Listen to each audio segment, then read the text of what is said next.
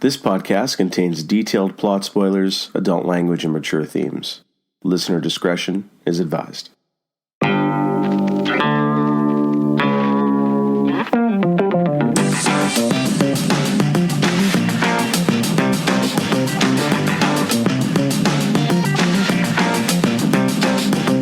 The story is this man's adventure in search of a hidden truth, and it would be no adventure if it did not happen to a man fit for adventure. This is a podcast of rare antiquities. This time, we say hello to a goodbye so long it's like dying a little, a goodbye that crawls by like a sick cockroach. Today, we're talking about Robert Altman's The Long Goodbye. I am your co-host, Geoff. This is Harry.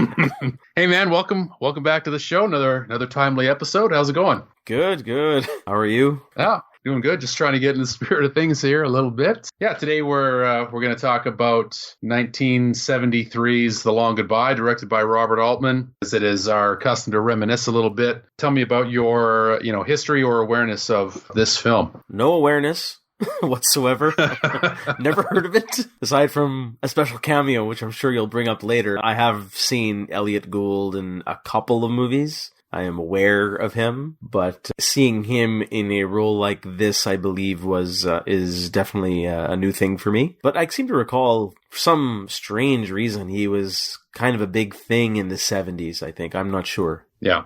Well, we'll get into Elliot Gould in a bit, for sure. Kind of the same. I mean, I had been aware of the film before I suggested it for the show. I'd seen the movie years and years and years ago. It was a favorite of my dad's, actually, so which is why I kind of took a look into it, and I was watching, and then, like I say, many years ago, was just watching some Robert Altman movies, so heard it was a good example of Altman's work, so thought I'd take a look into it, but not one of my go-tos or anything like that, so it's certainly not something that hits a lot of people's radar. Maybe before we kind of get into it a little bit, I'll talk a little bit about some trivia. We can kind of get into it from there. So again, like I say, the film came out in 1973. Sorry, go ahead. But yeah, before you proceed, just have a question.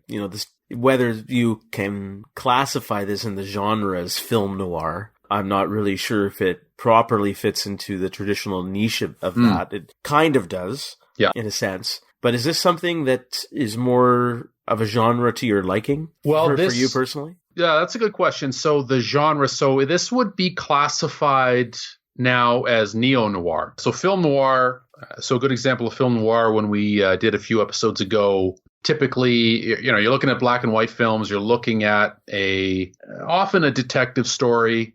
Sometimes that might involve a detective or not, or somebody who's just investigating some kind of a mystery. Often you'll encounter a protagonist who is what's known as the hard-boiled detective. I suppose that's, it's kind of a broad genre, but those would be some of the staples of it there. The neo-noir genre, which is sort of a subset, would be films that follow some of the tropes of film noir, but would be somewhat modernized or would take place after the film noir period. So the film noir period would be, anywhere from the 30s to the early 50s. Now, not every movie that was made in that time frame would be a considered film noir, but that's when those films would have been made. Humphrey Bogart would be probably the best example. Yeah, I mean, that's Maltese Falcon. I was just going to say Maltese Falcon is not only one of my favorite books, it's the one film noir. If someone says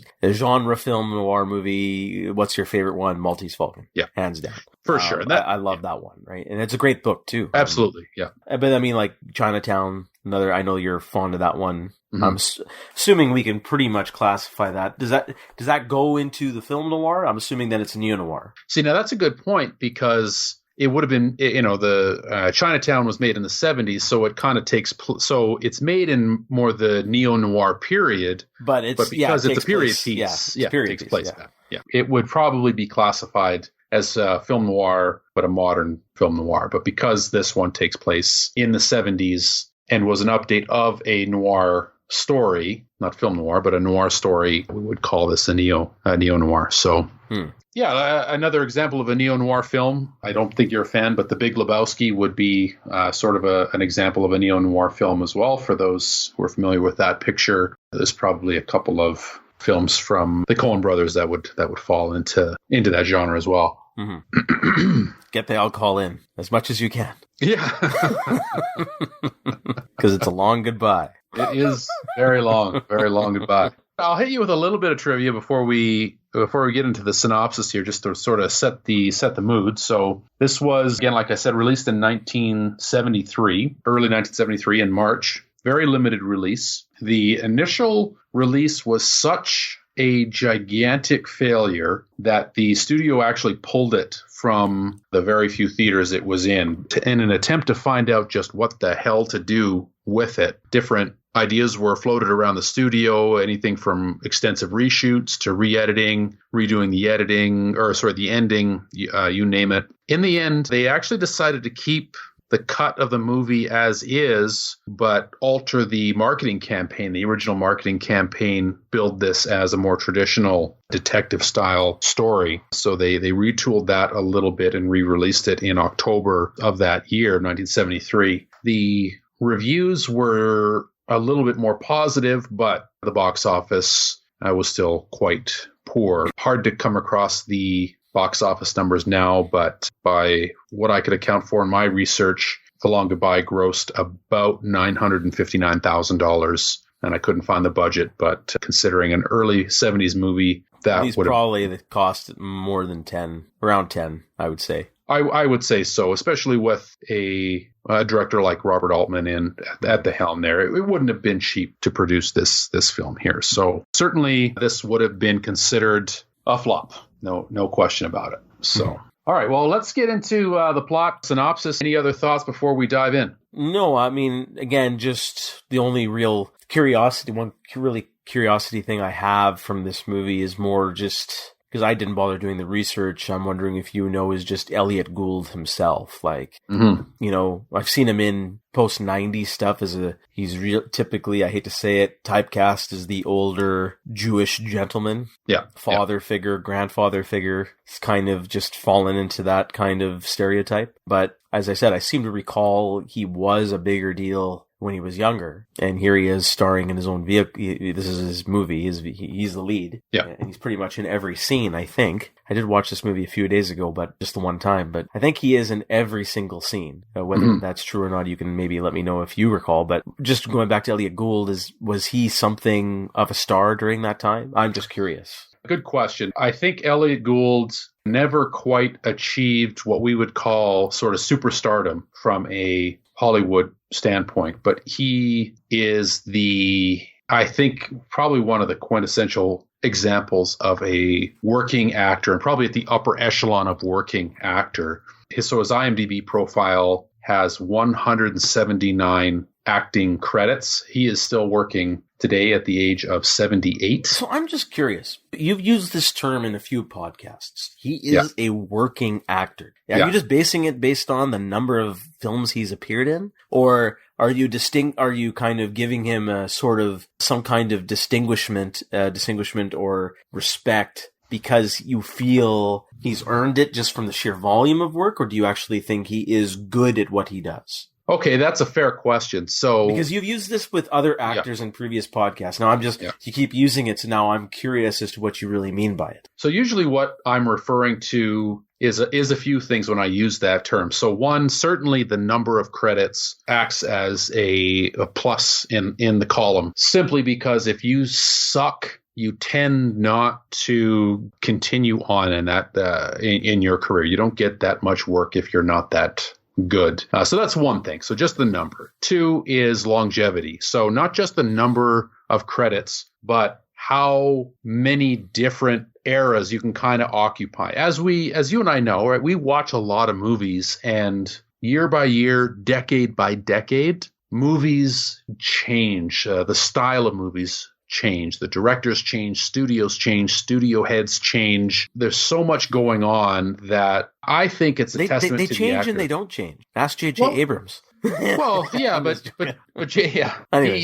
he gets away with quite a bit, that's for sure. But so if you're a guy, so Elliot Gould, his acting career started in 1964 and stretches all the way to present day, to 2017 and beyond. That's a long time, and I mean, people age, so you have to be able to play different types of characters at different ages in different types of roles for that long. So again, when I talk about a working actor, So would you put Shatner in that category? I would put Shatner in that category, except that, I'm a fan of Shatner, except that his sphere of influence is a little bit smaller in the sense that he's been in fewer things, but he's obviously as famous as it gets. His range is a little bit smaller. And that's no disrespect to Shatner, because I think actually Shatner has greater range than people give him credit for. If you actually watch the guy, he's actually pretty good. But I wouldn't say good, but he's not as bad as people make him out to be. No, he has definitely more range than people think, and he's just playing into a piece that people want. Yeah. But anyway, to get back to Elliot Gould, I mean, you're right. I mean, lately he's been a bit typecast sort of as the older Jewish gentleman, if you will. I mean, he is Jewish. He, in fact, did change his name, as was fairly common, I would say, for a lot of Jewish individuals in show business. He was born Elliot Goldstein, and in that time, that was a common thing for Jewish men to change their names to sound less Jewish so they could get better roles. And I'd say that trend generally doesn't continue as much today because of the mainstream. There's certainly a long, proud tradition of Jewish people in show business, obviously. Yeah, or you could just initialize your fucking name, MCG bullshit, or whatever you want to do, right? Right? McG. Coming up again on the show. Thanks, McG. I don't know if he's Jewish. I certainly hope I'm not saying he's Jewish. I'm just saying that this is not a show knocking. I'm going to call him MCG because what the fuck? I don't even know. And when you abbreviate your name like that, you really shouldn't be offended if people want to say GMC or whatever, right? It's like, are you the car? Exactly. Is this the car? I'm not sure. Like, put your name out there. What are you, Madonna? Come on. Yeah. What a guy. So I'm just saying that's what you can do now. It's acceptable. Yeah, you can. But you know what? I think everybody looks at that and goes, come on, buddy. No, I'm making fun of it too. It's ridiculous. But I'm just saying, if you want to do it, go nuts. You can keep it. Anyway, well, since we're talking about Elliot Gould, let's talk about him a little bit since he is our star. Like I said, he has 179 credits to his name. He is still working. His acting career began in 1964 in the TV movie Once Upon a Mattress. He was already 26, so he was an adult, right? He didn't begin. I'm sorry, that was a great first movie. Once Upon a Mattress. Yeah, I mean, it's a fucking porn, right? It's a great porn movie name. Yeah, no, it's good. I'm gonna try to rent it on iTunes. I'm sure it's there somewhere. He probably had his earliest famous role as Trapper John in MASH, also directed by Robert Altman. He was in A Bridge Too Far. A film called The Devil and Max Devlin, which was one of my favorites from childhood. The Muppets Take Manhattan, 22 episodes of ER, not the ER from the 90s, but an 80s version spelled E/R, 22 episodes. He was in episodes of LA Law. He was in American History X. Most modern audiences probably know him from Ocean's 11, and he was in 20 episodes of Friends as Ross and Monica's dad. So that's sort of his modern items. And again, many, many, many more credits. He was more known for his comedic style, which made him an interesting choice to take on the role of hard-boiled Detective Philip Marlowe in this film. Somewhat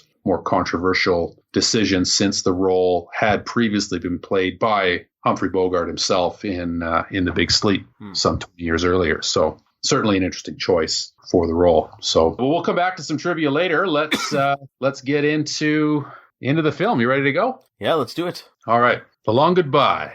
It's a hot LA night. So hot you can soak a towel with your sweat or fry an egg on the hood of your car. For hard-boiled Private Dick Philip Marlowe, it's just another night for smoking cigarettes and, well, that's pretty much it. Marlowe's old friend, Terry Lennox, bangs on the door, sporting scratches on his cheeks and bruises on his knuckles. A little trouble with the wife, perhaps. Marlowe knows not to ask too many questions. Easier to play dumb that way. Terry needs a lift to Tijuana. Nothing weird about that. Nothing to see here. Marlowe complies. But when he arrives back home in L.A., a couple of wise guy cops are waiting to shake him down. Terry's wife has been murdered, and they're going to charge Marlowe as an accessory after the fact. It's down to the big house for Marlowe, where he's put through the ringer by the 5-0. They like Lennox for the murder of his wife, and Marlowe's not buying it. Sure, they have their problems, but murder isn't Terry's style. After the interrogation, they leave Marlowe to sweat in a jail cell for a couple days. And then, with no explanation, they cut him loose. Turns out, Terry Lennox has been found in Ototoclan, some backwater town in Mexico, dead by self-inflicted blood poisoning. He even left a note confessing to his wife's murder. Case closed. But it's still not adding up to Marlowe. If all Terry wanted was to kill himself, he could have done that in L.A., so why go all the way to Tijuana, then fly to some nowhere town in Mexico to do it? No, this stinks worse than rat pie or rotten egg factory. Marlowe gets hired to locate the best-selling author and notorious lush, Mr. Roger Wade. According to his wife, Eileen, he got drunk, punched her in the face, and ran off a week ago. She tells Marlowe that Roger sometimes seeks out professional help at a clinic where he can dry out for a few days. But she's called already, and according to them, Roger isn't there. But it's still the best place to start, so Marlowe shows up at the clinic. No one's talking, however. Even Roger's doctor pretends he's not there. But a professional gumshoe like Marlowe can smell a rat a mile away. He snoops around that night, and sure enough, there's the powerful and little nutty Mr. Roger Wade, arguing with his doctor for a significant sum of money. Marlowe breaks up the affair before Roger can sign the check, and gathers up Roger, and it's case closed. But trouble follows Marlowe like a hungry dog follows a taco vendor on a hot Mexican street, and a team of goons are waiting for him back at his house. Marty Augustine, big-time racketeer, is asking after Terry Lennox. It seems Terry owed Marty a few Benjamins, and Marlowe is the only connection left for Marty to shake down. They toss his place over looking for a sign of the cash, and then Marlowe's put on the case of tracking down the money whether he likes it or not. Just as they leave through the elevator, Marlowe hurries on down the stairs so he can get a bead on where these guys came from and what they're up to. And wouldn't you know it, he follows them to the residence of Mr. and Mrs. Roger Wade. He can spy Augustine speaking firmly to Eileen, but it's not close enough to hear. This is an interesting coincidence. But not able to find anything further from this vantage point, Marlowe heads back home and finds a letter waiting for him. It says simply, "Goodbye, Phil. I'm sorry." And it includes a $5,000 bill. It's from Terry. In the morning, Marlowe pays a visit to the Wades. Roger is drinking again, of course, and the situation between he and Eileen is tense. Roger asks Marlowe to hang out for a bit, have a drink on the beach. Marlowe probes about their relationship with Marty Augustine, and according to Roger, Augustine owes him $50,000. Marlowe probes further. Did Roger know Lennox? Turns out he did know him a little. And his wife? Oh, maybe. It was time to head down to Mexico to see just what the situation was when Lennox blew his brains out. But the town's coroner / photographer / doctor and the town's sheriff confirmed the newspaper reports. Terry checked into a hotel room, put a gun to his head, and punched his own ticket. They even have the photos to prove it. Still, some things are not adding up. Back in L.A. at the Wade residence, they're having a little get-together. Roger is roaring drunk and making a scene. In attendance at the party is Dr. Veringer, and he's still looking for his $4,400. Roger is all bluster, but when Veringer gives him a sharp slap across the kisser, Roger's facade falls and we see a tired, pathetic old man. Eileen breaks the party up, but asks Marlowe to stay, just in case Roger gets any funny ideas. Marlowe hangs around, has a nice dinner with Eileen, and he uses the relaxed atmosphere to pump her for some information. Just how well did the two of them know the Lennoxes? Could it be that Roger was having an affair with Sylvia? Where was he the night she was killed? Just as Eileen's discomfort rises, they see through the window a drunk, staggering Roger Wade strolling into the roaring ocean. Marlowe heads after him, but the waves are too strong, and Roger is lost.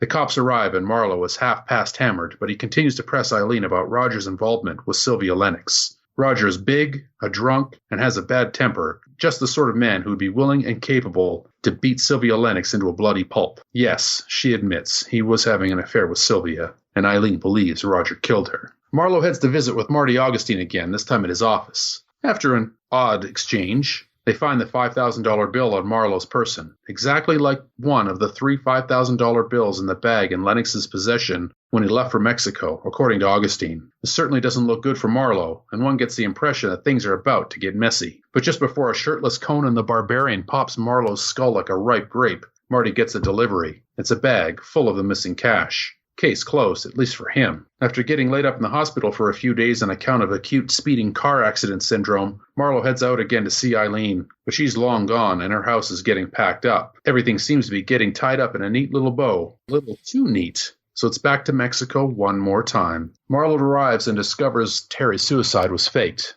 And what's more, he did indeed kill his wife, Sylvia. She found out about Terry's affair with Eileen, and yes, that Eileen Wade, and she freaked out. She knew he was carrying money for Marty Augustine and threatened to go to the police. so he had no choice. He killed her, grabbed the money, had Marlowe take him to Mexico, where he faked his death to get the cops off his trail, sent Marty's money back to get him off his trail, and he can live happily ever after in paradise. Who cares, right? Nobody but Marlowe. He takes out his gun and kills Lennox where he stands. The end. So, Harry, that's The Long Goodbye.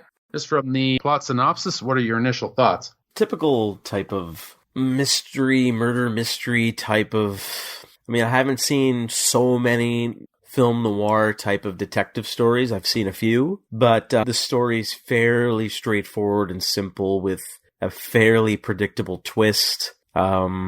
And it really depends on the execution, on how it's going to unravel, if there's any other layers that are happening, what makes it interesting, are the characters well drawn out, are the scenes well drawn out, is the twists engaging, or do they just simply unfold? Mm-hmm. Yeah, so that's kind of, with mysteries and twists, it's kind of like, they can sound the same. You can either develop Murder, She Wrote or Columbo, or you can develop the Maltese Falcon, right? Yeah. So where on that spectrum is it going to fall? That's all in the direction, the acting, and the execution. Right. I completely agree. And an interesting challenge they had here. So when the thought came to make this film, one of the decisions that had to be made was, were they going to make this a period piece? Like I said, the novel, The Long Goodbye, was written in 1952, I believe, and was sort of, in fact, at that point, would have been at the tail end of the hard-boiled detective, the height of that genre. So when they decided to adapt this, that's 20 years in the rearview mirror. A lot of what happens in the original novel, The Long Goodbye, is at this point, what we consider a cliche. So one of the challenges of adapting the novel, it was, make it a period piece, modernize it, and if they're going to modernize it, how do they deal with a lot of sort of the standard tropes? So definitely some of the challenges there. So I agree. How do they sort of deal with some of those challenges? Can they get good enough performances? Again, Elliot Gould, as I had said, was somewhat of a controversial choice for what was a fairly famous pop culture character at the time. So, but let's talk a little bit about that. So, the Long Goodbye was adapted for the screen by screenwriter and novelist by the name of Lee Brackett, who fans of the show, perhaps, and you and I know for her work on The Empire Strikes Back. Mm-hmm. She had been commissioned to write I guess what you would say, the first draft of the screenplay for The Empire Strikes Back from George Lucas's original story. Lee Brackett was a fairly prolific science fiction novelist and short story writer. She had quite a successful career, many novels and short stories prior to her work as a screenwriter. The Empire Strikes Back was, in fact, her final work before she died of cancer in 1978. Reportedly, George didn't care for the direction she took the story of The Empire Strikes Back, and then he turned it over to Lawrence Kasdan to rewrite it. Her original screenplay has never been published, although there are rumors that you can view it in the Lucasfilm archives, but not sure exactly what it looked like. But it was actually her second attempt at, I don't want to say attempt, it was her second adaptation of a Raymond Chandler novel. She did also adapt The Big Sleep, which starred Humphrey Bogart as Philip Marlowe, which is probably the most famous adaptation of the character Philip Marlowe and of Raymond Chandler's work. Almost all of Chandler's work has been adapted to the screen, and Philip Marlowe has been played by many different actors, including Danny Glover in an HBO. Oh, really? Yeah. Yeah. He also served as part of the inspiration for a character you and I know well from Star Trek The Next Generation, Captain Picard's, or Patrick Stewart's. Yes. The Big Goodbye, I think it's called, right? Yeah, I think it was the That's Big the Goodbye. Episode, I think that's called. But that's the episode. What he's supposed to be playing? I know he plays a private eye. I forget what they call him. Well, what's his name? It's not. No, it's not. Yeah, I can't believe I can't remember what the name of the character was, but certainly inspired by both. Yeah, and also inspired by the other famous hard-boiled detective. Sam Spade was another inspiration for that. So Anyway, so definitely a pop culture presence from this character. Again, directed by Robert Altman. Some signature Altman style here. One thing Altman likes to do is have his characters talk over each other. So sometimes you have to really pay attention during dialogue scenes, because it's very common for characters to talk at the same time, as is common for regular people to do in regular speech. That's something that he liked to incorporate into his films. The femme fatale, Eileen Wade, is played by Nina Van Pallant. Actually, really sort of an interesting story about her. She was the mistress of a writer by the name of Clifford Irving. Clifford Irving was sort of a famous hoaxer and writer. He had peddled a fake biography of notorious recluse Howard Hughes, and he had said that he collaborated with Howard Hughes on this autobiography. He was eventually exposed, and she sort of contributed to the exposure, as she said she was vacationing with the guy when he was allegedly interviewing Howard Hughes. But that story was adapted into the 2006 film The Hoax, starring Richard Gere, whom Nina Van Pallant had starred with in the film American Gigolo in 1980. Oh, interesting. So, yeah, I actually liked her performance in this movie. Yeah, I did too. I thought she did a very good job. She did a good job, but they sort of watered down what would have been what's sort of the traditional femme fatale role. She doesn't pose quite the threat to Marlowe or to the situation that the femme fatale would normally, or that she would have in the original novel. But again, when they're sort of dealing with the cliches that are sort of built in here, I think this is sort of one of the aspects of the novel that fell by the wayside. I did read the novel in preparation for the podcast, The Big Goodbye, written by Raymond Chandler, actually his longest novel. So quite the challenge adapting this to the screen. And there are some key differences in the narrative and to many of the characters. The ending is different. Eileen, I don't want to spoil it for people who want to read it, but suffice to say that fans of the character and of the novel are quite surprised when Marlowe draws down on Lennox at the end and just blows him away. That's sort of uncharacteristic violence for the character. Certainly, I don't want to say unprovoked, but not in self-defense. So that's one of the larger differences here. The biggest difference I found that was relevant to the story was the relationship between Lennox and Marlowe. In the film, Lennox shows up right away, and a couple of lines just lead us to believe that these two have been old friends for many, many, many years. The novel, Marlowe meets Lennox by chance outside of a club, and the two sort of strike up a sort of asymmetrical friendship. Lennox takes to Marlowe almost right away, and Lennox, having money due to his marriage, would take them out for extravagant dinners, drinks, and that's not really Marlowe's scene. So so when Lennox shows up asking Marlowe to be his getaway man to get to Mexico, it's a bit of a different feel when you take a look, when you read the novel, as opposed to seeing the film. But I think the core of the novel, which is the character of Marlowe, is translated very well, I thought, even considering the time shift to the 70s. A lot of people don't agree with that, but I think that worked quite well for me.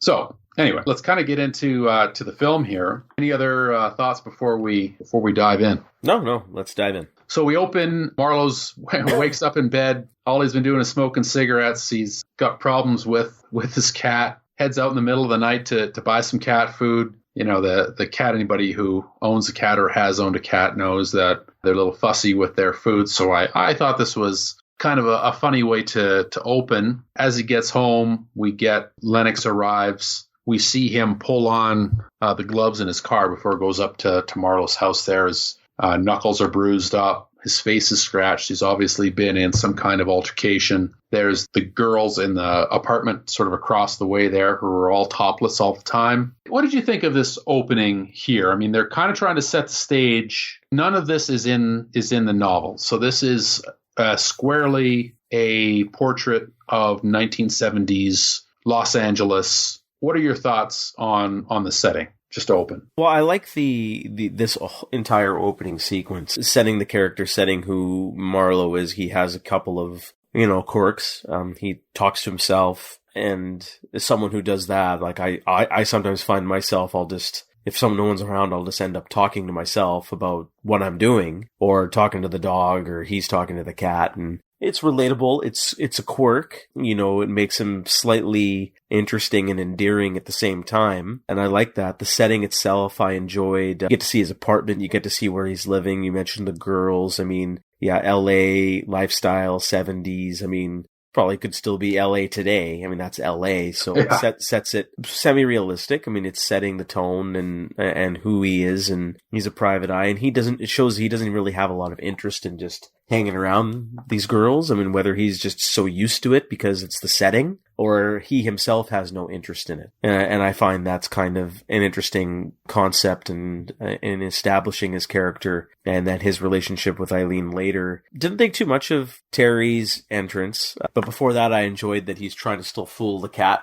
by saying it's going in the old can, and it's a little too much that I would do that, but I chuckled at that. I thought it was a neat little scene. I like the beginning here. The stuff with Terry, and it seems like it's okay. I mean, you're supposed to understand that these guys take a leap of faith. They're old friends, and he comes by, his friend's awake, and you see Terry's got blood on his hands, and he's covering it, so it's intriguing, you're interesting, it's setting the mystery, or part of the mystery, and I like these opening scenes, and I had no issues with the friendship, because it's implied that they've known each other for a long time, and he drops by, it's LA, people don't sleep a lot, he knows he's a private eye, so he's probably up at late hours of the night, Marlowe. So Terry drops by and says, "Give me a lift," and he gives him a lift, and I didn't think anything of it. It seemed reasonable to me, and I like these scenes. Yeah, no, I did too, and I like the economy of encapsulating their friendship very quickly. They kind of play a game with the numbers on their dollar bills. I respect when they can get an existing friendship out of the way, or a relationship out of the way, very quickly and effectively. So yeah, it seemed natural. It seemed natural. It didn't seem like it was forced or false or anything like that.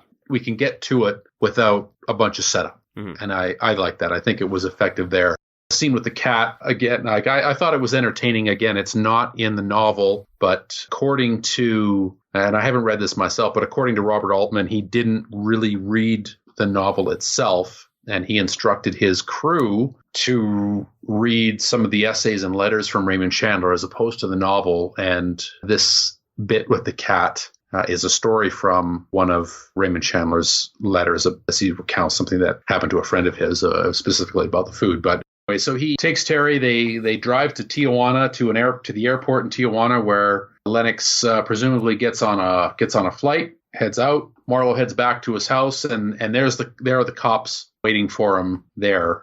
We find out that Lennox's wife has been murdered, and obviously, when a wife is murdered, the prime suspect is the husband, especially when they can't find him. The little interaction here with the cops at his house. There's one line in particular that I really liked. So, they kind of sit him down. They're sort of being, they're playing sort of bad cop, worst cop with him. Uh-huh. And he says the line, they ask him a couple questions. He says, "Is this where I say what it's all about? And then you guys say, shut up, I ask the questions." It was kind of an interesting line, because that's sort of a cliche, and he's sort of identifying the cliche before it happens, which is, something that I think they threw in the film to acknowledge that they're playing on a lot of film noir, hard-boiled tropes here. At the same time, it shows that this is not his first rodeo. Mm-hmm. So he's been through this before. He knows the drill. He knows the routine. He knows how the system works. Yeah, effective, but whether you're playing it light at this point, I mean, I'm not personally a fan when films don't take itself too seriously. Unless you're particularly being a spoof or very satirical, and that's the intent. Here, I'm not really a fan of how he started to just throw out those lines saying, is this the part where, I'm supposed to say this, or you're going to ask me this? I think that's been done so much that every time I see it, I just kind of wince. It is very cliche, and I'm not sure if it's played for humor or, as you had suggested, played for references and throwbacks. So yeah, I mean, my personal opinion is that it's played a little for both, but it's hard to say. I mean, when I was doing the research for the film, and even on the back of the DVD case, a lot of reviews and references to the film talk about it as a send-up of The Long Goodbye, as a satire. And when I watch the film, I don't get that impression. No, neither do I. I don't see this as like them as a satirical approach or a spoof or commentating about the genre. It's just, I feel they play it pretty straight. Yeah. No, I agree. I think they do. They definitely do play it a little straight. So that's why this scene kind of stood out for me. It's like, okay, what's the intent? Is this just him trying to be humorous and poking fun at the cops and saying, well, as I said, it's not my first time doing this, so I'm going to beat you to the punch before you ask me a question, as a kind of like light humor for the audience, or is it satirical? Yeah. I didn't play it. It didn't hit me as satirical. No,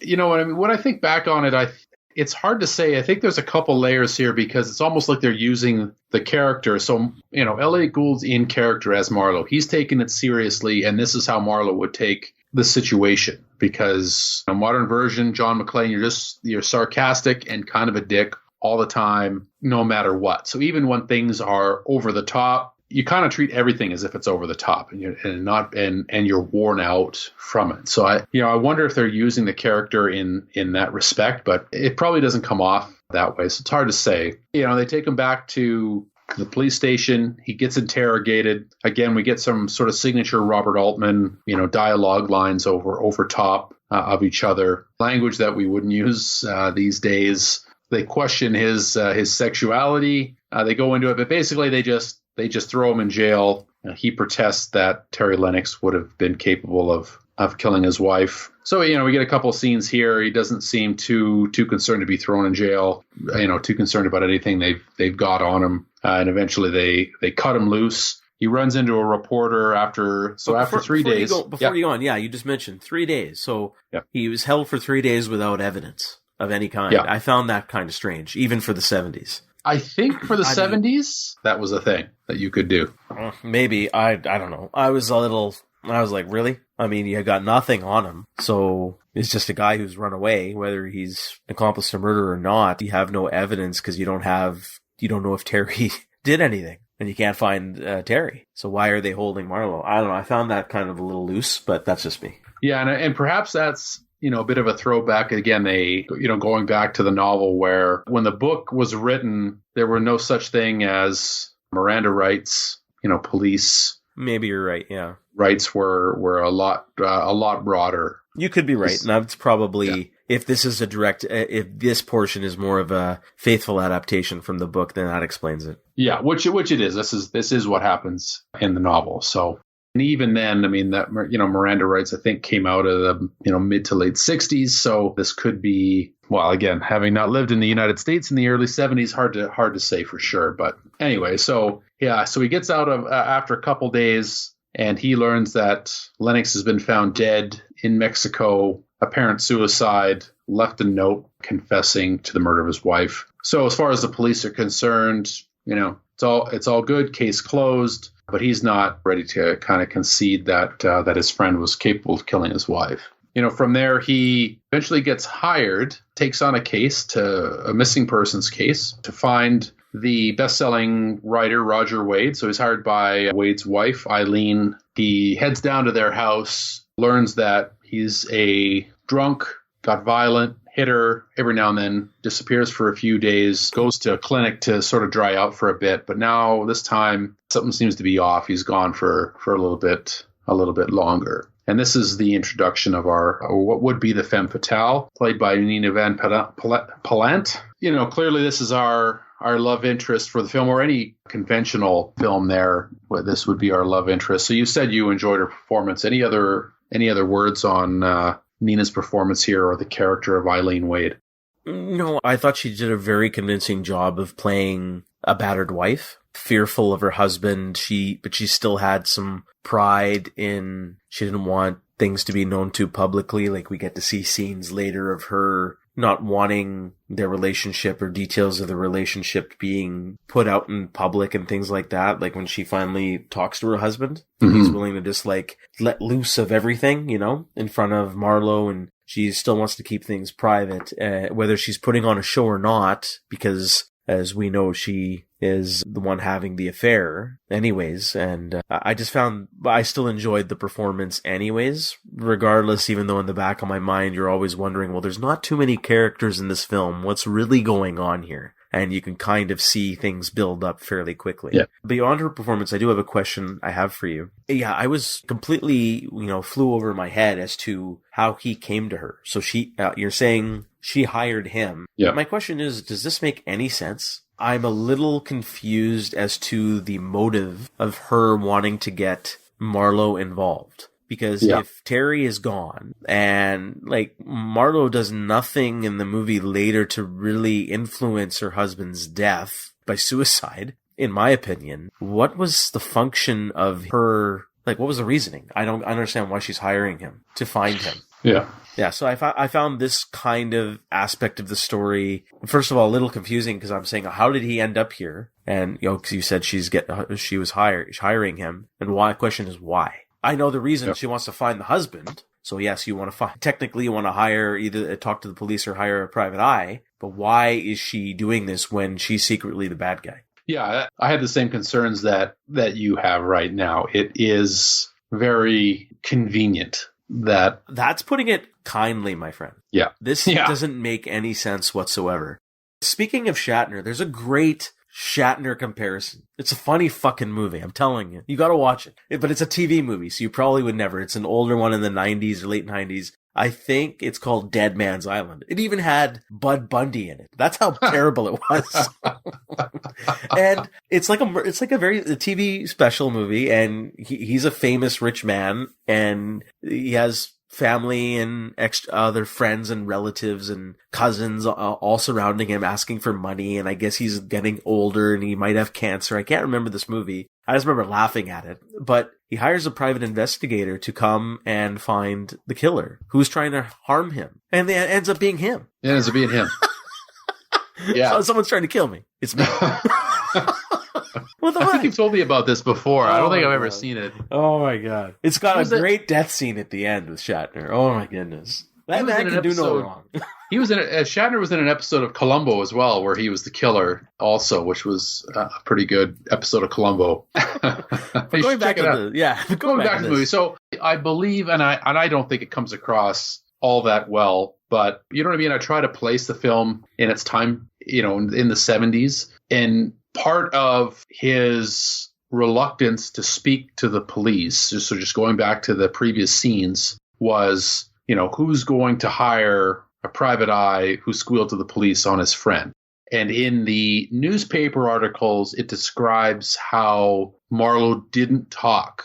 He didn't crack, you know what I mean? He was honest. So I think that I don't think it worked, but I believe what the thrust of it was, and also from, having read the novel, is that he gained a little bit of notoriety from the newspaper articles where he was arrested and didn't give any information to the police regarding the Lennox case. I think that is part of it. How many private eyes are there in LA at this point in history? Luck of the draw. I don't know, but it's certainly, as you said, convenient is a very generous term at this point for that. As Martin Riggs said, fucking anorexic. I don't know. I agree. It's definitely thin. It's definitely thin. Yeah. Sure. We do hear his half of the phone call when she calls him to investigate the case. Mm-hmm. But you're right. I think we see examples of this more nowadays in films where they really, really try to keep the plot moving and just go from scene to scene to scene to scene really, really quickly, that they jump over, leaps and convenience, just try to keep the plot moving. I think it stands out a little bit more here because this is a film that moves a little bit slower for sure. Could be that, as we know later, she knew Terry. Obviously, by extension, she was aware of Marlowe, so she needs to hire somebody to find her husband. He'd be the guy to call, I suppose. But yeah, I don't know. It would have made more sense if she ended up actually killing the husband and hoping that Marlowe would keep his mouth shut because of that newspaper article, because he's friends with Terry. And that would be the hope. Like if she was put in a corner where she would actually have to kill the husband, this would make a bit more sense. But because she's trying to use him to do the job for him or something along those lines. This doesn't make any sense like that. That's just me. But let's move on because I think we're on the same page here. Yeah, no, I think we're on the same page here.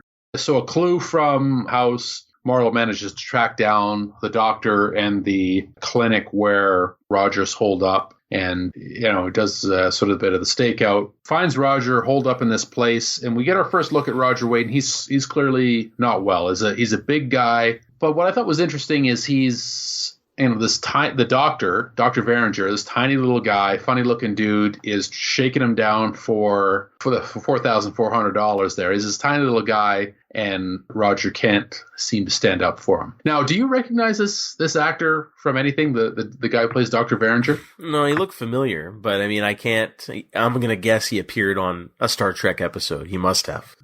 That's actually a good question. So the actor's name is Henry Gibson. And he's been around quite a bit as well. He's been in a lot of things. 151 credits. Is he a working actor, though? To his name. Well, 151 credits. He's no Elliot Gould. Okay. Let me tell you. Okay, I just thought I was curious. He's been in a lot of things. He actually was in an episode of Star Trek Deep Space Nine. Is that where you were really coming from? Like, do you know you were? No, I don't know if it's a film that you enjoy, but he plays the villain, if you can call him the villain, in the Tom Hanks film The Burbs. I've never seen The Burbs. Oh, you've never seen The Burbs? Never seen The Burbs. Oh shit, we got to do that on the show. It's got Carrie Fisher in it. Yeah, I've always wanted to see it. Again, there's just some things that ships that pass in the night. Sometimes I just can't. Get on board.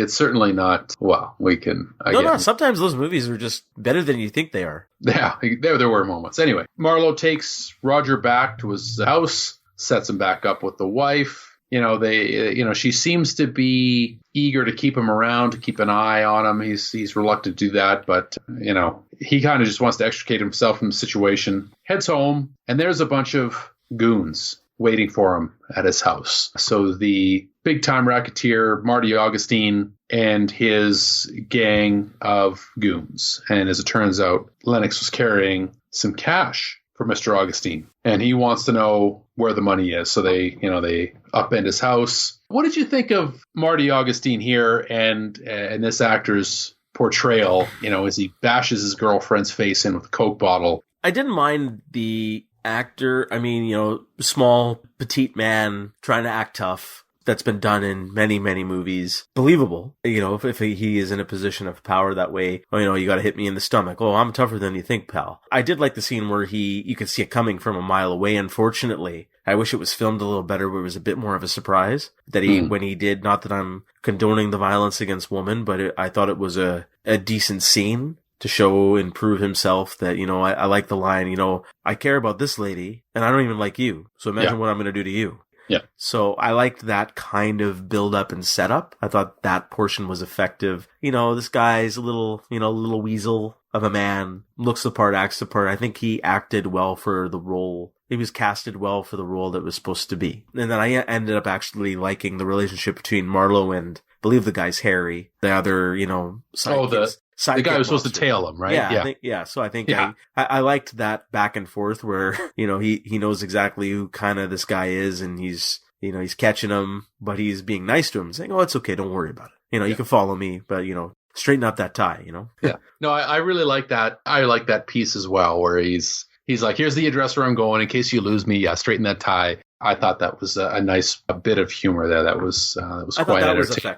I thought that was effective. Yeah, that was good. Yeah, what I have for you then is, and instead of just moving the plot along, which we always do, but just maybe I thought I'd ask you, what's your take on the character of Marlowe in this film so far, with respect to how he's portrayed in the book, and is Elliot Gould portraying it accurately, or is he giving his own spin to it? Yeah, that's a good question. I would have to say both. Elliot Gould's he's a fairly distinctive guy. His voice has a certain tone to it. He has a certain cadence of speaking it's very Elliot Gould, if you will. I felt at the end it was very Elliot Gould. Here he felt I felt in the beginning, the first half of the movie, he was a little different. I don't know. I didn't really pick up on that. I find that his comedic tendencies fit well with the character. So, obviously you have a guy who's hardened. He's very cynical. He's a guy that,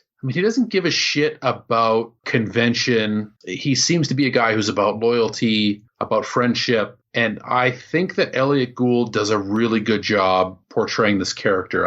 I've only ever read one other Chandler novel with Philip Marlowe as the protagonist. And I think actually think he's a very good fit, especially as they try to modernize the character a little bit. So yeah, I think he works. I think it works great, actually. I really enjoyed it. I think it was a good choice. Same as, it's not quite the same thing, but when they cast Michael Keaton as Batman, people are like, why are they throwing this comedian as Batman? But it's a guy who can, sometimes actors who have more feel for comedy have a good feel for natural cadence for speaking. They're able to that's how people are. They have humor in their voice. They switch between, different tones. Their cadence can change depending on the situation. I think comedians have a good handle on that. And I think Elliot Gould is a good example of a type of actor where he can bring that. So, when we're talking about where he's sort of buddying up to the guy who's supposed to be following him, it's funny. No, I agree. I mean, while I'm maybe not, I won't praise him as much as maybe you are, but I think he's doing a pretty good job. I think the beginning of the movie I really liked, and I like these scenes with the mobster tailing him, the kind of subordinate mobster tailing him in that kind of relationship. But I felt that, I think the relationship that we'll get into between him and, is it Mr. Wade? Is it Robert Wade? Roger Wade. And Eileen, he kind of felt a little different in those scenes a little. And I thought it wasn't as consistent of a performance. And then at the end. But that's just me. But I think these scenes so far he's doing a pretty good job. He's pretty interesting, but he doesn't have a lot of layers. But in the end, I don't think he's supposed to, because this is just as you said, a hard-boiled detective. He's just in it to solve a mystery. Yeah, he's in it to solve a mystery. And I kind of get the impression that, and even from the character, again, from reading the novel, or even if you just watch the film, he doesn't really care. Yeah. That they're going to carve his eyeballs out or cut his dick off. It's almost like, whatever, do what you're going to do, just fucking get it over with and stop talking about it. Mm-hmm. That's kind of the impression that I get from this character. So Marlowe discovers that there's some connection with the Wades, because he tails Marty back to the Wade's residence there. He knows that, there's some relationship there he doesn't know. So the next day he heads back over to their house, and, he's pumping him for a bit of information. Roger's drinking again. There's some tension between him and his wife. He hangs out for a bit. And this is where he discovers that, they live down the beach from the Lennoxes. Roger knew them a little bit, and, there isn't really much discussion over what the extent of that relationship is, because obviously Roger's kind of climbing up a little bit, and he's drunk anyway, so it's hard to figure out. What'd you think of Roger, though? He reminded me of, like, Hemingway. Yeah, I was just going to say. I'm not too aware of Hemingway in his real life, but it seemed, I just remember descriptions of him just drinking, writing, sitting on a beach. And then I would assume that this character was modeled after him. Yeah. I couldn't find any specific reference, but completely agree with you. Hemingway was a big dude, a drinker. A legend has it that Hemingway wrote standing up on top of his refrigerator. Like, that's kind of how big he was.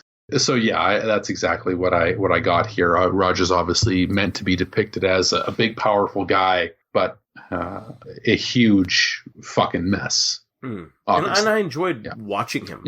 Yeah. I thought he was actually one of the stronger aspects of the movie. I was glued every time he was on screen. Yeah, I liked him as well. So the actor who played Roger Wade, gentleman by the name of Sterling Hayden, working actor. Now, I'm self-conscious now. Thanks. No problem. For using, so thanks a lot. That's my job. Yeah, of course it is. Yeah, one job, Harry. One job. According to an interview with Robert Altman, a lot of the dialogue between Sterling Hayden and Elliot Gould when they had their scenes together was ad-libbed. And the reason for that was because Sterling Hayden was so high on booze and marijuana at the time that it was impossible to give him any direction anyway. So they just sort of... It worked. Yeah, I think it totally worked. Exactly. Yeah, I thought it worked. I thought these were some of the stronger scenes of the movie. I wasn't too much of a fan of all the mob scenes, except for, as I said, the subordinate always trailing Marlowe. And I liked the first couple of scenes with Marlowe and setting up the film, establishing him as a loner and a private eye and him and his cat. But aside from those scenes, I liked I like these scenes. And going back to the actress who's playing Eileen, I thought she did a really good job here because you could see the insecurities that she has, the fears that she has, because she knows that her husband could just let loose any minute. You know, she's always trying to get Marlowe to stay, even though that there's other people there. They had that party the one time. She's always trying to get him to stay, whether that's a ruse, because and that's where I kind of have my problem with the movie is that when it was revealed later that she is having the affair and she's really behind some of this stuff. I mean, not really behind any murders, I guess, but she's siding with Terry as a murderer, so she's an accomplished murderer in a sense. But it was a little disappointing because I was hoping that there would have something from an earlier scene would have established herself as a little bit more cunning. Instead, but she does play the battered wife, fearful wife very well. Again, not that I'm condoning women should be battered and bruised. No, but she played the role well. I thought it was very convincing and realistic. Oh yeah, I agree. Yeah, she does a good job of portraying the battered wife, and I mean, obviously, it helps that they chose the right actor to. You believe it. You believe through his performance that it's a very physically imposing guy, and it looks like he could go off at any moment. Yeah. So I think it works very well in a horrifying way. Sadly, that this is a situation that is not fiction. So many occasions, of course. But anyway, so they have a couple of drinks. So Marlowe has a couple of drinks with Roger on the beach. Again, finds out that he knew the Lennoxes and, he wants to do some further digging. So he heads down to Mexico, to the town where Lennox allegedly took his own life. Small little Mexican town, obviously some, poverty, roads aren't paved. The coroner is also, the photographer is also, not a lot of structure going on down here, but he sees the photos of Terry's dead body and he confirms that Lennox shot himself. Still, obviously, some unanswered questions, but so be it. So a little bit of misdirection here, both to Marlowe and to the audience. So we're getting proof. We see the pictures of a bullet hole in Lennox's head. And, what did you think of this sojourn down to Mexico? Were you buying it at this point, or did you have questions, same as Marlowe at this point? I would say I had more questions. I thought the fact that when a movie like this takes him down out of he's making a special trip. The movie's taking a special trip here. This feels a little bit more cliche, and it's like the light bulb goes off in your head, and this is the moment in the movie I said, he's alive. That's where I first got the seed planted in the back of my mind. Okay, this guy's alive. Unfortunately, it's just, if this was the way it was written in the book, and it was in the 50s, I can understand it might have not been, as cliche as it is now in movies such as this, but this is where I start to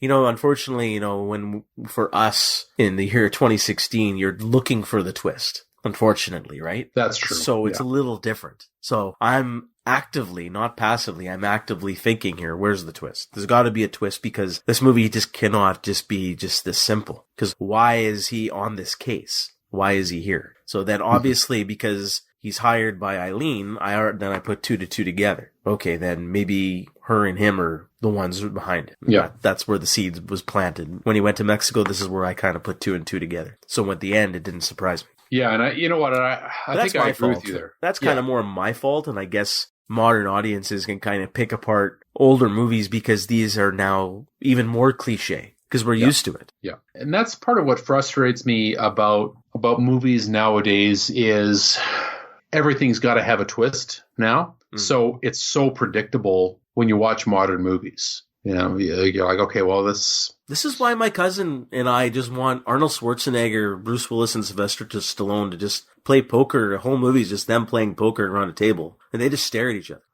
Nothing fucking happens. They just stare at each other. That's a work of art right there. I'd watch. I mean, I'm not saying I would watch it. No, they could have a couple of one. They could just have a casual conversation. I'm telling you, it'd be great. I'd love to see what happens if Sly calls him in that point greedy and lazy. I believe that's how he described Bruce Willis. Well, you know what? That is what he described, and I hope he does, because then I would definitely watch that shit. And ad lib, like Bruce doesn't know that he's going into that situation, and Sly starts talking shit. I'd watch that. I mean, I'm just saying, I'd pay a premium to watch that in fucking IMAX 3D. The Expendables 4. Bruce Willis tries to stab Sylvester Stallone in the dick because he called him a lazy, greedy fucker. Patent pending. Anyway, okay, so he heads back to California, and there's a party at the Wade's house. And Roger's just getting roaring drunk. There's some guests there, but he's being a dick. And there's Dr. Berenger, again, trying to shake him out for the rest of the money. I kind of like this scene here because we see the vulnerability under Roger's bluster. Dr. Berenger's not having any shit. He's like a third of this dude's size, and he just fucking slaps him in the face. I loved that scene. Like, this guy's not taking any shit. Give me my money. And it actually works. Like, it actually disarms him here. Did you buy this? I did, because he's the doctor, so he knows how to push his buttons. Yeah. He knows how, because he's, psychoanalyzed this guy, so he knows how he'll react. So he's got the advantage, right? So that seems realistic. He's going to use Roger as prey, just, and screw him out of money, whether he deserved it, whether he was really owed that or not, and deserved it or not. But I understand that this kind of then partially will drive Roger to commit suicide, whether through embarrassment or the failure or whatever. Maybe this was just the straw that broke the camel's back for Roger. But was this really the MacGuffin to really make Roger commit suicide? And then this is how the movie progresses and gets, this is the problem I'm having, is because you set this guy up. You're trying, you remember a long time ago when we first started our podcast, we had this conversation of, you're showing me something so there's a payoff later. Otherwise, why are you showing me? Right. So I see this doctor here. Is the payoff only so he gets the money and then Roger just commits suicide because of that? And that just coincidentally gets Eileen free? I find this all very convenient and loose. I was hoping that maybe indirectly there was something else going on with the doctor. But again, also that would be cliche. So it's just, there's something wrong I'm finding here with this story. And I find there's not enough layers here for Marlowe and the other actors in play, because it's a great scene. I agree with you. I love this scene. It's just, I feel it doesn't really go anywhere. Like, there's no other payoff except that, okay, this just drove him to commit suicide. If that's really what happened. Yeah, right. I see what you're saying. So it doesn't really have any relevance in the overall conspiracy, if you will. It's just what drives, Roger to walk himself into the ocean, thereby uncovering something else. I don't know. I mean, I think Roger was already on the edge for something like this. I don't know. I guess if you believe that he was already at the end of his rope. No, I have no problem. I believe that he was at the end of his rope, as I said. That if he was already having a lot of issues, and he was, and he didn't enjoy his life with his wife, but then he would not want to leave her, because I think we had that scene where, when she says she threatens, I'm going to leave you, and then he actually snaps out of it and he's scared. He doesn't want to lose her. But, he's lost the threat of losing her, the threat of losing, his dependence on alcohol, because he can't, he doesn't want to be sober. So that sobriety is a fear of his. And then the embarrassment of that happening, he's got the money. So he's got that power over him, and he's lost that. And then also the embarrassment in front of their friends. And in front of Marlowe, right? He's kind of, insulting Marlowe every day, Marlboro Man, and, whatever. And I think call him a couple other names because he's not impressed with him. No. And this happens in front of him, the new stranger in his life. I understand that this gets him over the edge, and he says, I've had it. I'm done. So he goes and commits suicide. Fine. But as you said, the overall relevance of the story doesn't have an impact. Even though I enjoyed the death scene of him going out into the ocean, I thought that was my favorite scene in the movie in terms of filming, which if you want to get into, we can get into it later. But I just have a problem with the setups and how this movie goes from one situation to another. Even though it feels naturalistic, I find it's too convenient. Like shit happens in life, right? Yeah. This private eye is just sitting here. He's getting involved with people's lives and shit happens. Okay. Realistic. It's not like it's a stretch, but from a dramatic perspective, it's not dramatic. I don't know if you understand where I'm coming from here. Dramatic and relevant. I think that I do. And, I think you're kind of making the case for, or you're highlighting the difficulty in reconciling what works dramatically from a conflict perspective and what. It's not just that. It's also like getting Marlowe from point A to point B. Yeah. Things are just coming easy for him and also easy for Eileen. And, And then at the end, we'll get to the end and we can talk about it and then why he's so upset. I mean, I don't know. It feels like the story, there's a problem with a narrative structure of the story. Not from like something happens, and Marlowe ends up here. It's not interesting. There's no layers. It just happens. Yeah. And he's just an observer. And I guess that's maybe part of the genre. I don't know. That's why I'll be honest, maybe this is one of the reasons why I haven't watched a lot of noir films or neo-noir films, or why I'm not a big fan of the genre, because shit just happens and it's like, I don't find that interesting. Yeah, exactly. It's like this happens in the story and therefore he's able to move to the next step. Whereas if this beat didn't happen, he wouldn't have been able to get to the next. Yeah, and it's too easy. Level. I mean, it's too easy, too convenient. Lazy writing, if it's lazy. But again, maybe this is part of the genre, and maybe you can enlighten me on that. Is this something that always happens for like these detective stories? Because to me, that's what I'm saying. This feels like something I see on Columbo or Murder, She Wrote. It's just, you have to wrap it up in an hour. You have a 2-minute scene here, a 5-minute scene here, a 5-minute scene here, a 5-minute scene here. It's very convenient for the detective hero, the main character, from getting from point A to point B or point D. Yeah, I mean, as far as the genre goes, well, whether it's a film or a literary standpoint, I mean, I'm not a big reader of detective fiction or a big, I haven't watched a lot of, movies in the genre. So I couldn't say if it's sort of a genre trope or not. I suspect it quite possibly is. One thing that's good about detective fiction often is it's more character driven, because the mystery unfolding is usually dependent on, the detective, whether it's Philip Marlowe or whomever else, to untie all of the knots in order for the plot to unfold, right? And I think you just kind of identified a big flag for me on this, because he doesn't react a lot until the beach scene, where he kind of has a little bit more proof. Right. That he doesn't believe Terry was really the one. Now he's more convinced, and then he kind of, tells the police to F off, and that's really the only outburst of emotion you really get from him. That's right. Yeah. Because he doesn't really, exactly. You're not really getting a lot out of Marlowe, unfortunately. No, he doesn't quite emotionally engage until this moment there when they, so they see, they have dinner, they see him walk out into the ocean to kill himself. Great scene, by the way. I loved, not only did I like the dinners, and this is where I kind of was hoping maybe the movie would have gone someplace else in a relationship between Eileen and Marlowe, and he would have gotten a little bit more involved in some kind of twist, and then he would have been left with a tough choice. But instead, I thought that was maybe where they were going, but they were just ended up just being kind of light friends, and then he commits suicide. But I loved how it was filmed. I loved seeing Roger go out into the water. It's all real. You see Elliot Gould, his character, and it's him and Eileen, Nina, the actress, going out into the water, and they're actually in there. They're getting pushed back by the waves. They're trying to swim out. They can't. I thought this was filmed. It was great filming here. This scene here was very well shot. Yeah, I agree. I liked when they're talking and like they're, you can see in the reflection that he's going out, and they don't notice it. We're noticing. We see him, but sort of,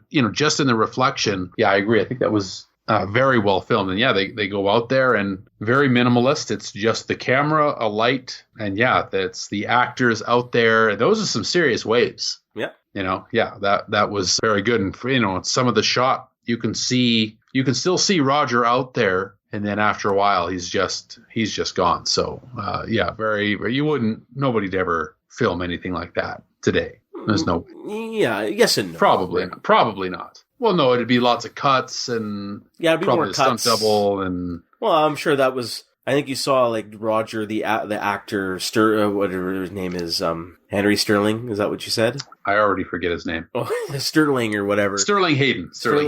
So he went out, and I think you see. Well, that was a double. Double. Yeah, you see a real shot of him in the lower tide, in the shallower end, and then I'm sure it was a stunt double going out. Probably got picked up by a boat off screen, because it's getting dangerous in the dark out there with the sharks. Because I'm sure this is off the U.S. coastline there. So, and also just drowning, it's pitch black. So. I would have been worried about drowning as opposed to sharks, but yeah, probably both. Anyway, so just getting back to the scenes in the movie. So we kind of cut. It's a little bit later. There's a big crowd has formed. The police are there, and he confronts Eileen at this point. He's kind of put together that he could have been the one to kill Sylvia Lennox. Big dude. They knew the Lennoxes. He has a temper. He's a drunk. Yeah. Yeah, he's a drunk. And she admits that, she not only was he having an affair, but she thinks that it's quite possible that he was the one to do it. He tries to appeal to the police, but they're like, the case is closed.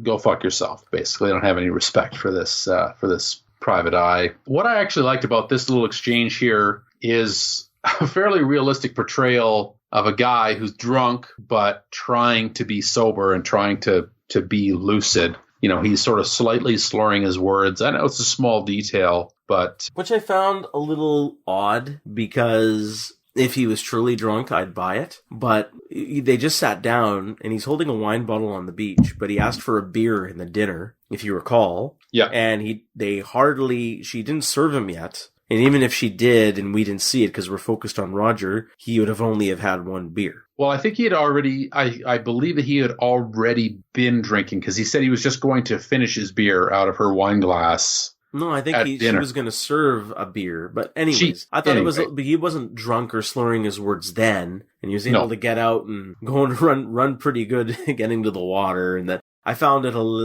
that's a little bit of a stretch. Yeah, because he was sober when he ran out there. This is seen that way. And then he's drunk when he's talking to the cops. There might have been a bit of a cut there, yeah. So, anyway, the cops aren't giving him the time of day. So Roger's dead, lost at sea. And he thinks he might have a couple of answers. So he goes to see Marty again. So he's at his office there, and this is where we, piece of trivia, we get to see a pre-famous Arnold Schwarzenegger. It's fantastic. I tell you, fantastic. It's my first one. They give me 9. Boasting like a boss porn stash as well. I love the porn stash in Arnie here. And holy fuck, is this guy a beast? I mean, holy shit. You don't see... Now that's a beast. Yeah, that's a beast. Not Ben Affleck. That is a beast. No, this is a genetic anomaly beast right here. Well, he is the oak. He's the oak. He is the oak, man. Holy Christ. I forgot how big he was. I mean, he's still, even now in his 70s, he's a big dude, but I forgot that he was... I love how when Marty says, everyone take their shirts off, he's the first guy to rip them off.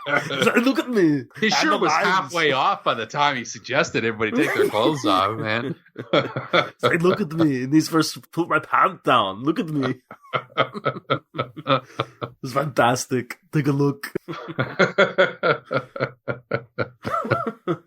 I love that he's in this. It's just a fucking great little nugget. I know. It's funny. It's so funny. What did you think of this scene here? Marlowe goes, they kind of shake him down a little bit. He finds the $5,000 bill on Marlowe's person. I have a question for you. Now, obviously, there's no $5,000 bills floating around, but I mean, I'm not going to, is this something, I forget what they call it, because even in the film, they call it something of a rarity. It's only printed maybe the one time. There's only a few of these floating around. Yeah. Is this an actual real deal? Did they have $5,000 bills? I'm assuming no. Yes, they did. In the United States, there were a number of what they call large denominations. So they had $500 bills, $1,000 bills, a $5,000 bill. They even had a $10,000 bill. And there was a $100,000 note, which wasn't a bill. It was more of I don't know what you call it, but it was like certificate. Yeah, it was certificate. It was like a gold certificate, printed after they were kind of taken off the gold exchange. But yes, it was a real thing. The $5,000 bill was printed originally in 1934, and there were only not very many put into circulation. They were recalled in 1969. President Nixon issued an executive order to recall and destroy the notes. So they're estimates there's a couple of hundred that might still be out there. But yeah, it was a real thing. But and by the time I figured since you're in banking. So. Yeah, no, it's a real thing. By 1973, when the movie came out, it would have been extraordinarily rare, for sure. I mean, even rarer now. The picture of James Madison, who was the fourth president of the United States, which is, he kind of refers to it as a James Madison in the film and the novel as well. This was a feature, the $5,000 bill, which he just called a James Madison the whole time. So it's hard to say. Estimates are there are fewer than 300 of these left. But I mean, you look at it, like the one they had in the film, I mean, that was probably a replica, but that is exactly what the $5,000 note looks like. I remember when I first saw it, I was like, I'm not sure that's accurate, but yeah, it's out there. So kind of a neat little detail, not really relevant to the story, except that they try to tie, because it's so rare, they can tie the note. Marty can tie that bill to back to Terry Lennox, which is,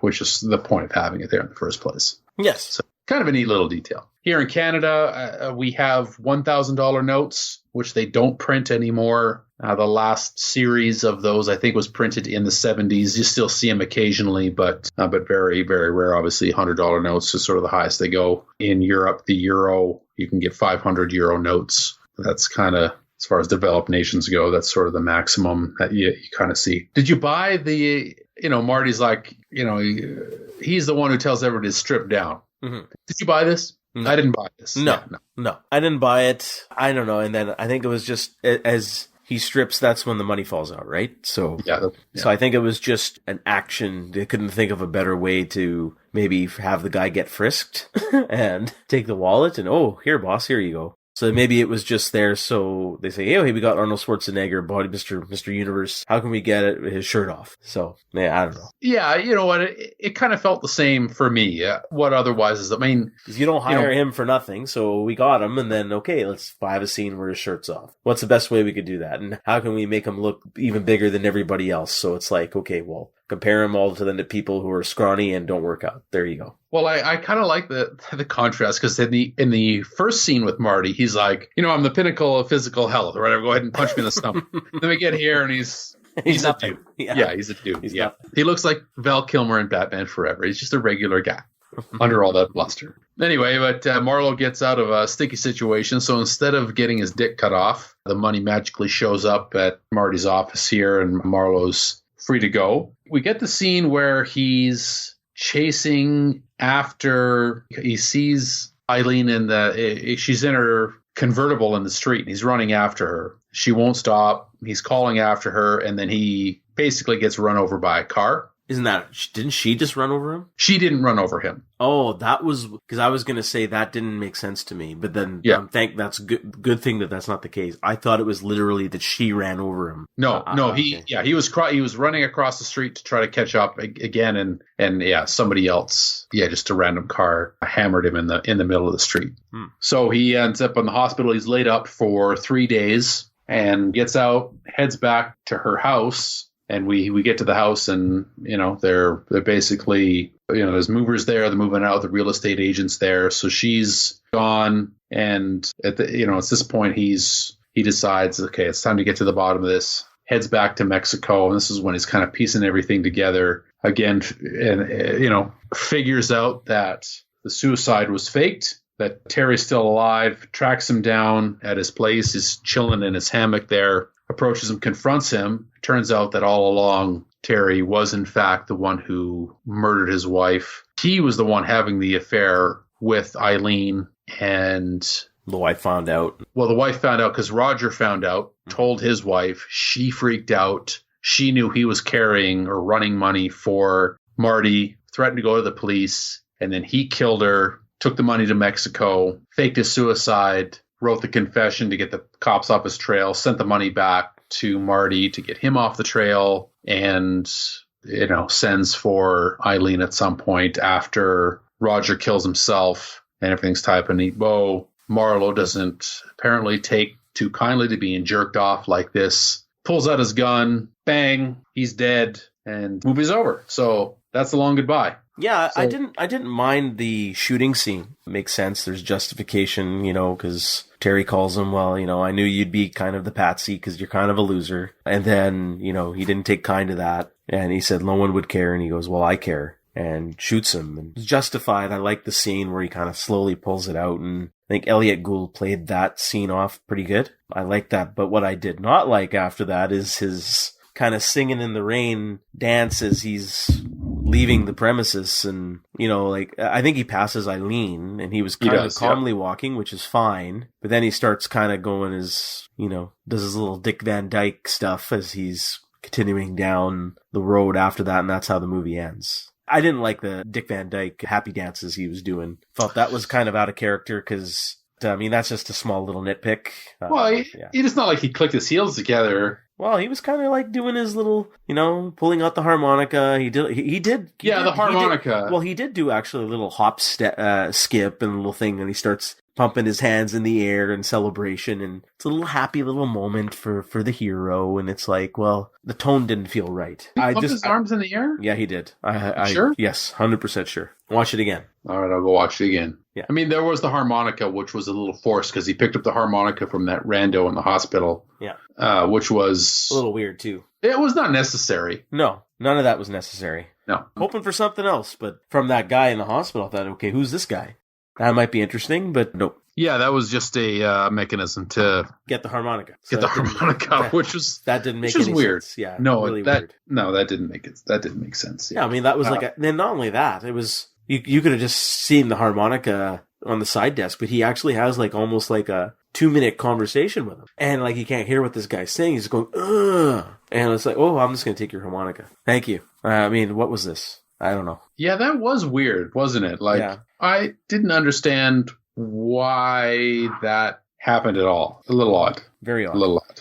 Yeah, I'm not a fan of the third act. I think it kind of falls flat. There's some odd scenes, as we just talked about. I think the justification of, the surprise that Terry's alive is not much of a surprise to me. You could see it coming a mile away because something had to happen. There had to be some kind of twist. Otherwise, why is this movie even existing? Or why is the story even existing? So something had to happen there. But it's very cliche. Yeah, it ended kind of odd with the happy dance. But I did like how he passed Eileen. So that was kind of a nice shot. And I like him shooting. I like the performance of Elliot Gould in that small little window where he's talking to Terry, and didn't like how Terry was talking to him, and then he just shot him. Yeah. And then you see him just, casually, seriously walking away. And I like that. And I kind of wish the movie just ended on that. Yeah, passing Eileen, and he walks another few steps and he's done. Yeah. But yeah, no, I agree. I think that Elliot Gould did a good job in that moment there. I bought his frustration. I don't know what the word would be for it, but he just kind of had enough of being jerked around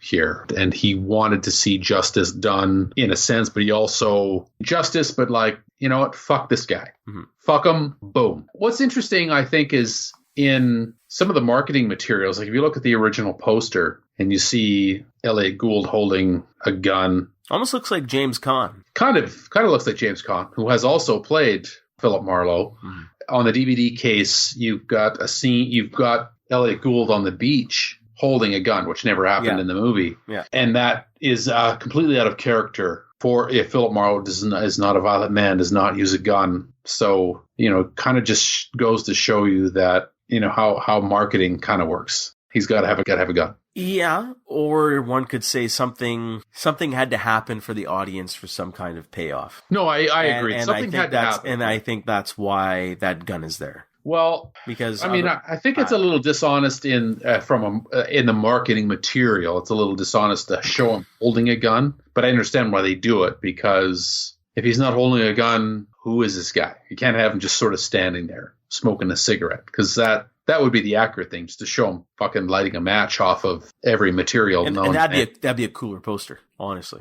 That would be a cooler poster. That guy lights a match off a fucking pane of glass. I know, it's awesome. Of times. I loved all those him lighting it up every time. That's pretty cool. Yeah. And what's interesting is, again, from the time period, they couldn't really do it, but in the novel, he smokes a pipe, not a cigarette. Pipe? Oh, pipe. Okay. He smoked a cigarette a couple times, but it's a pipe that he smokes. Oh, yeah, sign of the times. Yeah, sign of the times. You can't smoke a pipe in 1973. So, I think the ending worked worked for me. I don't remember the happy dance, but I'll provisionally take your word for it. But I reserve the right to revisit that later. But I thought Elliot Gould does a very good job. His deadpan delivery through the whole film, I think itself has a payoff here, because you get the impression of a guy who's already operating, like his baseline is end of his rope. And, people fuck with him and he can take it and that's fine. But this is some shit that he's just not going to stand for. And I really like that. He doesn't like being used. He doesn't like being taken for a fool. And basically Lennox has used him through the film. So I really bought that. I thought that was...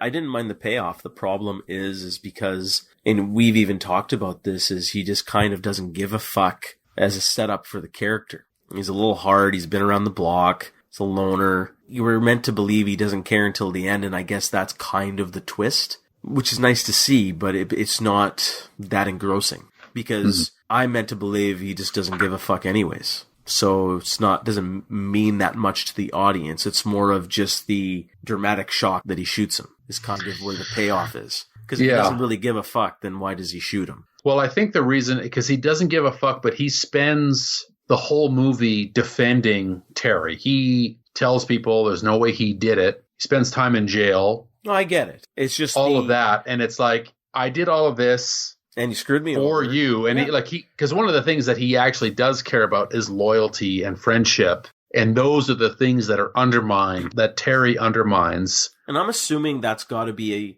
one of the only thematic points of this movie, is that loyalty means shit to some people. I don't know. Well, that's one of the messages is like, well, I mean, I don't know. It's not really a moral of the story is. It's more of, this is what happened to this guy, and he should have known better, and he didn't, and there you go, So he shot him. You know what I mean? Yeah. He needs to live in the Brazil world. He needs to live in the Brazil world. Report a friend. Yeah, don't suspect a friend. Report. Yes. Yeah. I want to ask you another question now before we wrap it up. I'm surprised you didn't bring up John Williams, who scored this movie. Yeah. And the constant reuse of that theme, The Long Goodbye, and the song. Everyone's singing it. Everyone's humming it. Yeah.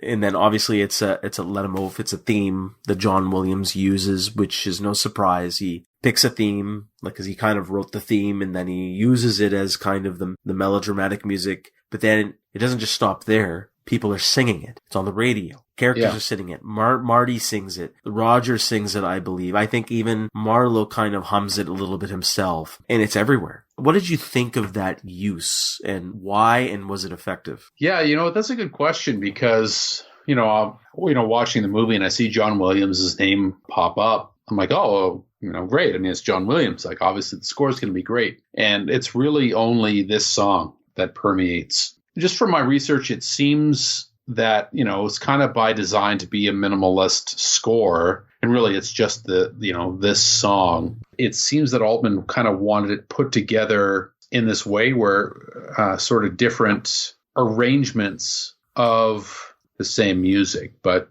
for what purpose, I don't know. It seems to be sort of another example of, you take a look at the title, The Long Goodbye. I mean, this is the goodbye that Lennox is saying to Marlowe in one sense, right? I think the music is kind of emblematic of that, where, every piece of the song, of the arrangement is, kind of another layer of, it's almost like the goodbye of this concept of friendship and loyalty to Marlowe. Like this, there's no friendship. There's no loyalty. This stuff is saying goodbye. It's a long, painful process, and every aspect of his life that he encounters is reinforcing that goodbye. I think the music is meant to sort of reinforce that. And that's a great point, and I like the thematic use and that concept. What I did not like is that every character is singing it. It's a little on the nose. It's a little goofy. I was actually chuckling and rolling my eyes at the same time. Maybe having, it's just kind of like Brazil, which was kind of an interesting way that Gilliam did it, is that it was just a song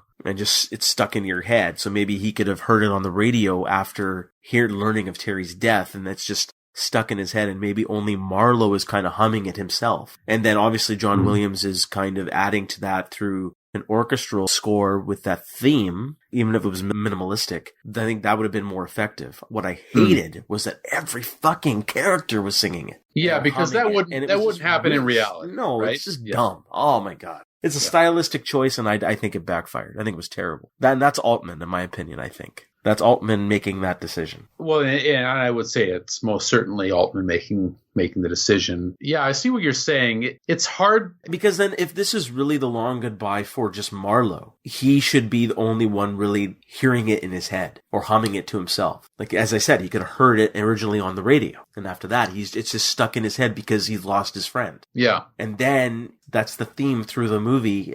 That's only related to him, not related to fucking Marty. You know, if you really wanted to make it really entertaining, Arnie should have been fucking humming this in every scene he was in. Whatever the theme goes, so. That'd be my ringtone. So, I'm not a fan of the way the artistic choices of using this theme. I think it really was odd, and I hate to say it, laughable. It'd kind of be like if Luke Skywalker was humming the Force theme. No, all three movies, Luke be a Jedi tonight. I mean, that's it. Yeah. I don't know that I'd hate that, but No, that'd be awesome, but that's okay. That'd be awesome, yeah. Yeah, I think there's a stylistic choice there that, I totally understand where you're coming from. It doesn't bother me as much because it's not on the nose as, Bart Simpson humming the theme to The Simpsons as he's, hammering mustard packets with a hammer on the carpet or whatever. It's right, but different genre. That's a satirical That's a satirical cartoon. Yeah, I know. So here it's like you're not meant to be. You shouldn't be doing this because you are now taking me out of the movie. Yeah, you're right because it's so obviously not real at that point. So I don't know. I'm kind of mixed on it. I get what you're saying. Unless he woke up after getting hit by that car and this was all in his head. Then it would have made more sense. Oh, God, fuck. Yeah, but then I need to walk out into the ocean because I hate it when that kind of shit happens. No, so do I. But then that would have made more sense that everybody was humming the same fucking thing. Yeah, no, you're right. I'm just saying based on that. I think that would have been a stupid idea, but just the character singing. Yeah, it's not real. It's done. Yeah. So, okay. So,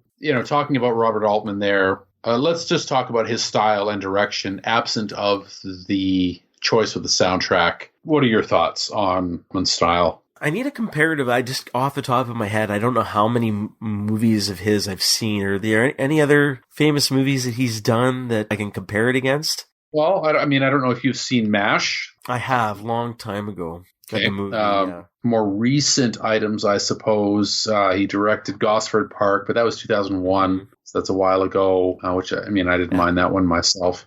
I haven't seen a lot of his work, so I'm just going to base it off this. And it was while there were a couple of really good shots, as we talked about the drowning sequence in the waves and the reflection. I liked the beginning of the movie and him, going to the convenience store. And we had some good establishing shots of him in the skyline a little bit and the surroundings. But aside from that, it felt, I hate to say it, nothing special and amateurish. I think more, as you had mentioned, it's more what he's bringing to the table is trying to have all of these conversations that are overlapping each other. Mm-hmm. And if that's what he's bringing to the table here, because I think it's more meant for an engaging drama between two characters. Because here you're following Marlowe, and Marlowe's kind of just out of it. He's an observer, but he's not observing a lot of conversation because people are talking to him. But I didn't really feel a lot of overlap except when Roger and Eileen were talking a little bit. And maybe a little bit with the doctor and Roger for a couple of scenes. Aside from that, it was just normal back and forth banter. I really didn't get a lot of that realistic type of dialogue that you had mentioned. If that was kind of his signature move in terms of direction, I didn't get a lot of that here, at least not that I can recall. And because I didn't really see a lot of interesting shots or setups, it just felt a little bland. I don't know if that's a one-off for this movie or that's just him as a whole. And unfortunately, I can't compare because I haven't seen a lot of his other work. Yeah, no, fair enough. I think the overlapping dialogue, not too prevalent here. I noticed it most when he was talking with the police, when he was getting interrogated at the station. But it's his clockwise swirl, if you will. Gosford Park actually is a good example where there's like a million characters talking over each other. You can't understand what the fuck's going on. But he's sort of a minimalist from a visual standpoint. I think he's what you would call an actor's director, where he definitely wants his performers to do what they do. I mean, or was. I mean, he passed away in 2006, so obviously he's not around anymore. I mean, I'd recommend, I don't know if you've seen MASH or if it's been a while, I'd suggest revisiting that one. It's a good example of his work, and that's certainly a great film. But yeah, I definitely understand what you're saying. Performances, I think we've talked about, Elliot Gould, obviously, Nina Van Plant.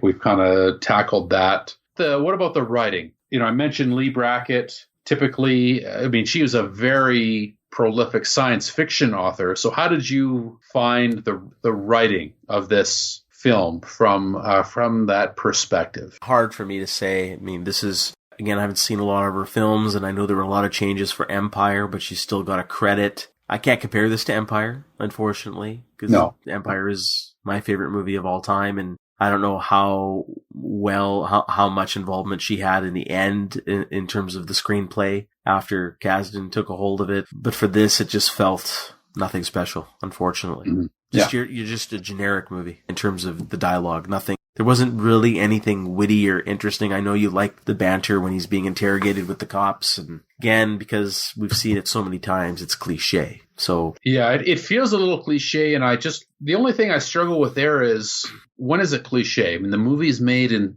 1973. And I've seen a million movies through the 80s and 90s and 2000s. I've seen movies from the 70s and before. It's hard to know, if I want to pick something as a cliche, I try to put it in context. If it's the first movie, is it a cliche? You know what I mean?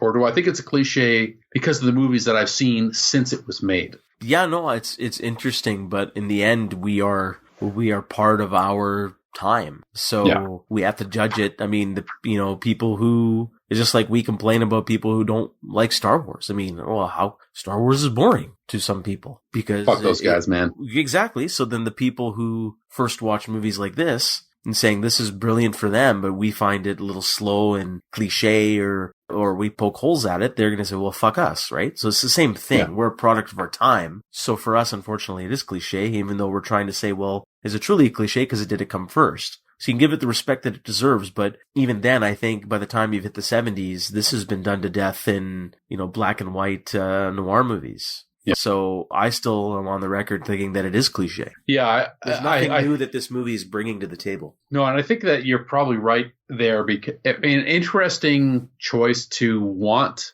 to adapt this film in the 70s, because it's a 20-year-old novel and all of the Marlowe stories have already been done to death for many, many years. What's the point of doing it here? It's not really a satire. It's not really a send-up. So, why bother at this point?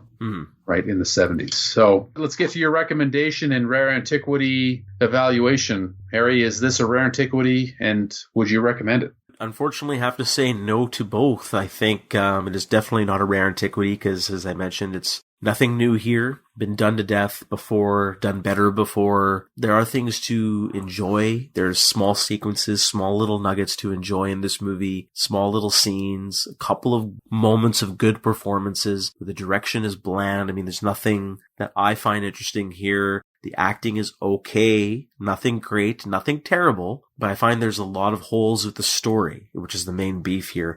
A lot of things happen that are just coincidental, convenient, lazy, and payoffs really aren't there. I'm really struggling to find anything worthwhile to latch onto in this movie, and it's too bad because I think there could have been some interesting pieces if they changed some things around, have a slightly more engaging story and a more engaging lead character. I think Elliot Gould did okay in the movie. It's just that because he's kind of almost an observer, he's not really that important except being the patsy. This character really doesn't mean anything else to me, even though he was justified in shooting his friend Terry at the end. It's kind of okay. As in terms of just a regular recommend, as I said, no before, because you can see better movies that are very similar to this in the noir genre that have happened much earlier in time, and this one I think you can skip and avoid.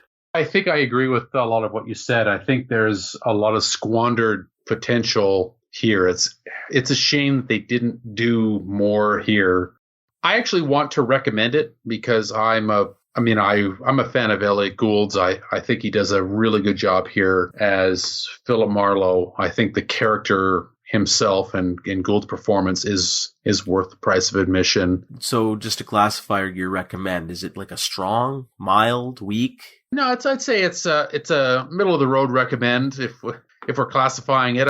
I think it's worth watching for him and for his performance. I think it's good. I think it's worth watching for that and entertaining enough to get enjoyment out of. I like the dialogue and the interplay. I think it's pretty good. The story itself has holes, and I don't know that it necessarily comes as advertised. And as an aside, the novel is actually quite excellent. If anybody's interested in picking up the novel, I'd recommend that. Is the movie a rare antiquity? No, I don't think so. I think I agree with you, Harry. There's too many cliches. A lot of what we see here has been done and done better. As much as I like Robert Altman, as much as I like Elliot Gould, and I really do, and his performance in this one in particular, yeah, check it out. It is not a rare antiquity, unfortunately. That's my opinion there. Any final thoughts on The Long Goodbye? Unfortunately, I wish it was a short goodbye. All right, well, that's The Long Goodbye, ladies and gentlemen. Harry, thanks for joining me. What is in store for us next time? We are approaching the Halloween season once again. So in celebration of that time in our lives, I thought we'd go back, dip our hands back into the horror genre as we discuss and analyze Catherine Bigelow's 1987's horror movie, Near Dark. Near Dark. Near Dark. I've never heard of this film. Yes, it's definitely an obscure movie. Again, in the spirit of the show, Catherine Bigelow now is obviously a little bit more recognized because of her more recent movies that she's done, and she doesn't have a very large resume. So I thought it would be an interesting choice to see the beginnings of her early work. And I won't spoil it for you. My suggestion is try not to read up on it. I don't even want to tell you the type of horror movie it is. Just try and go in with as little information as possible. No, I'm going in cold. I'm not doing anything. I'm going in cold. Or who's in it or anything like that. Don't look at the cast, even though I'm sure it'll get given away very quickly. But I think you might get a kick out of some players in this movie. Awesome. I'm looking forward to it. I like her work, as limited as it is, but I'm going in cold. I'm not going to do anything. I'm just watching it. I'm just going to boot it up and watch it. Yeah, I've already seen it. I'm already ready to go. So whenever you are, I'm in. Sweet. I'm looking forward to it, man. That's our episode for this time. Thanks for being on the show, man, and we'll catch you on the flip side. All right. I'll see you later. All right, man. Next time.